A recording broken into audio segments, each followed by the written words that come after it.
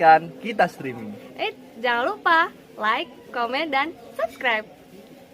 Warahmatullahi wabarakatuh. Alhamdulillah tabaraka wa ta'ala wa musalliyan wa musalliman ala rasulina Muhammad sallallahu alaihi wasallam. Allahumma salli ala sayyidina Muhammadin wa ala alihi wa ashabihi ajma'in wa ba'du. Allahumma ya Allah, inni a'udzu bika an adilla dhalala aw azilla aw zala aw adlima aw dlala aw ajhala aw yajhala alayya. Wa sallallahu ala sayyidina Muhammadin wa ala alihi wa ashabihi ajma'in wa ba'du. Hadirin muhtaramin, para alim, para sesepuh, para bini sepuh dan tansah dan kehormatan, wabil khusus kepada Laksamana Purnawiran Bapak Hari Yuwono selaku sahibul bait. Matur suwun, jazakumullah san jazak puji Allah yang tansah balas daya kesayangan panjenengan adalah ibu lan sedaya keluarga.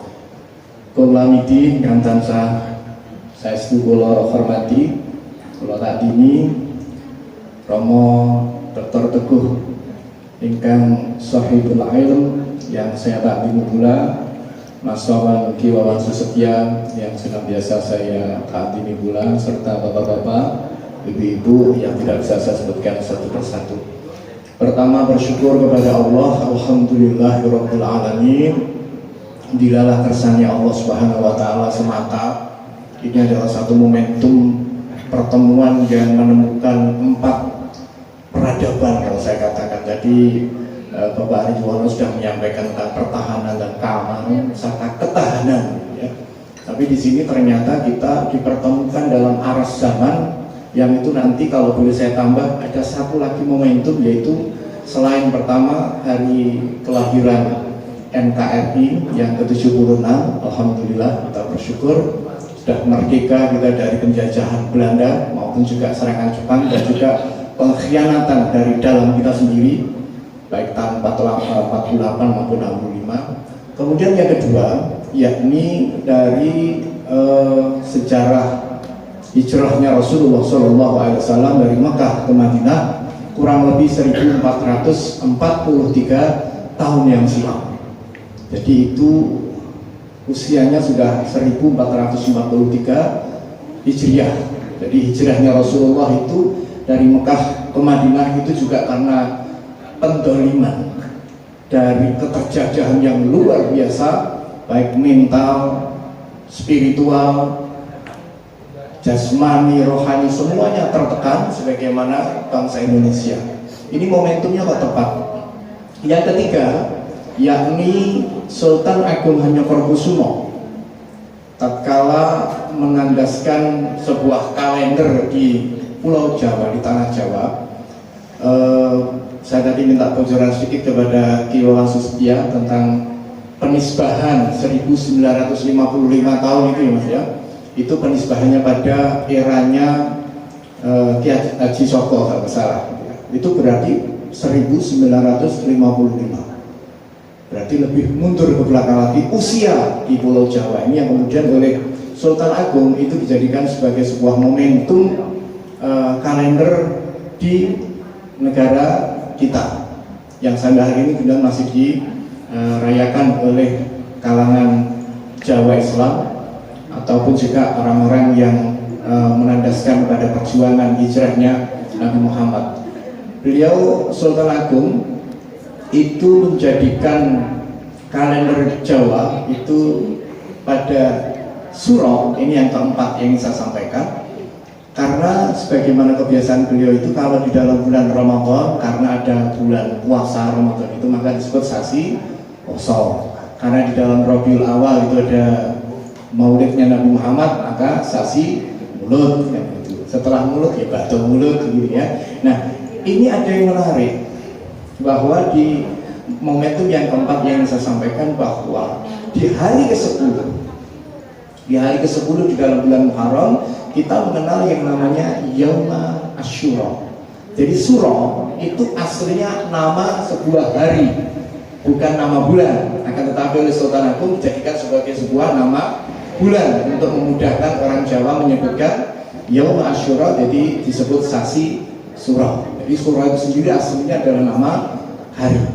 Nah, Coba ini nanti sekilas-kilas, karena nanti yang saya itu hanya sebagai menyajikan fakta, nanti yang mencari secara jernih dan mendalam tentu saja Sebikul Ilmu kita Romo Teguh dan Dewa Susetia. Saya ingin menyampaikan beberapa poin-poin terkait dengan masalah yang namanya Yaum Asyura.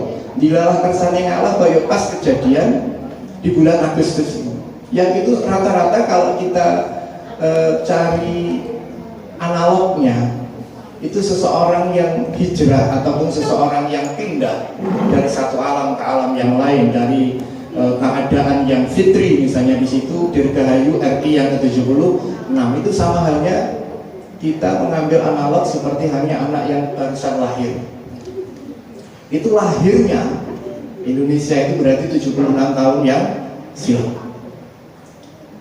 Sehingga kalau Cak Nun itu pernah guyonannya kan begitu. Jadi tatkala ketemu dengan orang Madura itu ya, Cak Nun pernah bergurau. Gurauannya itu juga menggelitik menurut saya. Dia bilang begini, ketika ada agraria tanah, perubahan tanah, status tanah itu kan 1986 kalau nggak salah.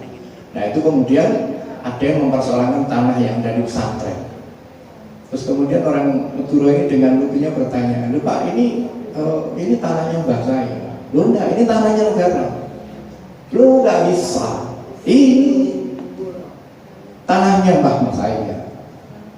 "Loh enggak Pak, ini tanahnya negara." "Loh negara mana ini?" "Ya Indonesia." "Tahun berapa lahirnya Indonesia?" "Ya tahun 1945." "Oh jauh, mbah saya itu 1803. Itu tak iya. Tidak ada yang tertawa karena tidak lucu ya, beda cara yang menyampaikan. Aku sambil rencana itu ya kalau cerita sendiri ya. Artinya di situ ada satu kenaifan bahwa ini bagaimana yang namanya tanah yang kemudian diubah jadi tanahnya negara itu. Padahal kalau kita melihat kelahirannya Muhammadiyah, Ormas Muhammadiyah itu lebih dahulu.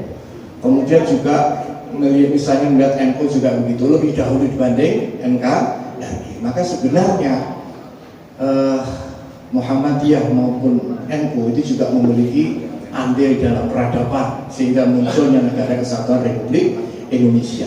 Termasuk kalau kemudian kita lacak di situ kan ada beberapa konsensus para raja-raja dan sultan-sultan Nusantara yang akhirnya bersatu padu, kemudian tatkala NKRI berdiri mereka berduyun-duyun membawa bersama-sama agar ini ada terjadi kesatuan negara Republik Indonesia. Ini biar kita nggak gagal paham sejarah. Kadang-kadang kita itu maaf dalam konteks pertahanan dan keamanan ini yang ormas-ormas besar ini yang harus betul-betul kita jadikan patokan juga di dalam menata sebuah negara.